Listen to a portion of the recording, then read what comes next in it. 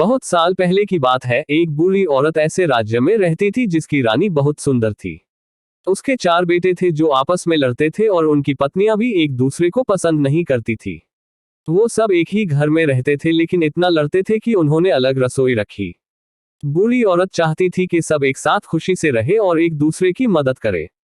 उसने धमकी दी कि वो सबको घर से निकल देगी अगर वो एक साथ मिलकर नहीं रहेंगे। उसने ये भी कहा कि पैसे बचाने के लिए एक ही रसोई रखी जाएगी।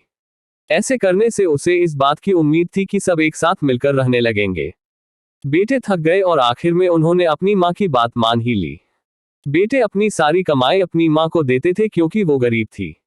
एक दिन सबसे छोटा बेटा काम की तलाश में शहर गया लेकिन निराश होकर वापस लौटा।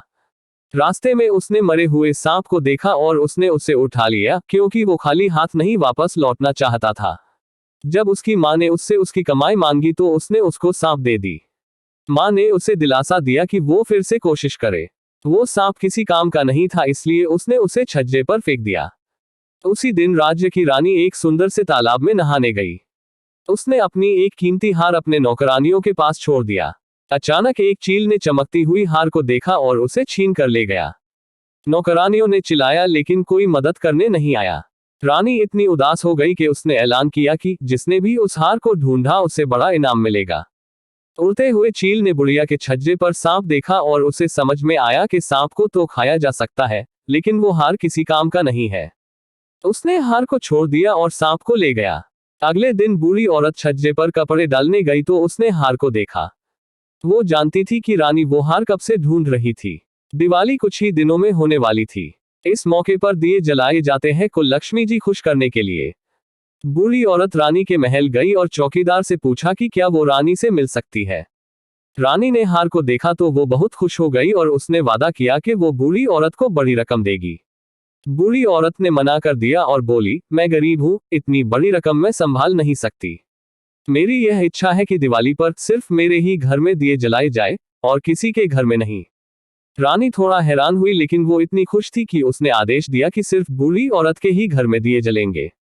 बूढ़ी औरत ने अपने परिवार को घर का एक एक कोना साफ करने को कहा और खूबसूरत फूल से सजाने को भी कहा। सबने साथ में मिलकर काम किया और बूढ़ी औरत ने पूरे घर में दिए जलाए। 12 बजे लक्ष्मी जी आई और चारों तरफ अंधेरा देखकर निराश हो गई। लेकिन उन्होंने बूढ़ी औरत के घर में जलते हुए दिए देखे। क्योंकि उन्हें दिए पसंद थे उन्होंने बूढ़ी औरत के दरवाजे पर दस्तक दी। बूढ़ी औरत ने दरवाजा खोला और अपने परिवार वालों को लक्ष्मी जी को फूल और मिठाइयों से स्वागत करने के लिए कहा।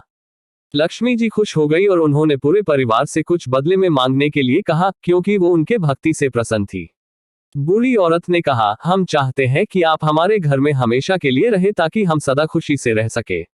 लक्ष्मी जी सोचकर बोली, मैं रहने को तैयार हूँ लेकिन आप सबको एक साथ मिलकर रहना होगा, लड़ना नहीं है। अगर किसी ने भी मेरी बात नहीं मानी तो मैं ये घर छोड़कर चली जाऊंगी।